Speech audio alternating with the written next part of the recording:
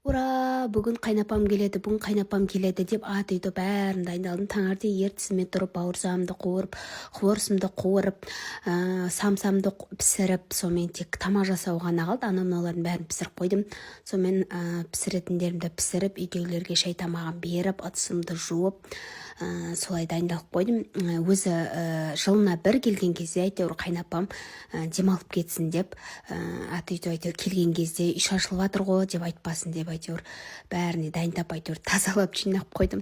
Далаға дейін сыпырып, сіздер де солай жасайсыздар ма? Қыдырып келген кезде әйтеуір өзім Құдайға шүкір, екі қайнапам бар. Біреуі Шымкентте, біреуі Түркістанда. Сол Түркістандағы екінші қайнапам келеді бүгін. Сол демалысқа келе жатыр. Айнадай қылып бәрін тап-таза алып жинастырып қойдым. Енді кешкі тамақ жасауым қалды. Кешкі тамаққа мант жасаймын. Және де маған тіркеліп, лайк басып, комментарий жазып, пікіріңізді қалдыруды ұмытпаңыз. Всем пока!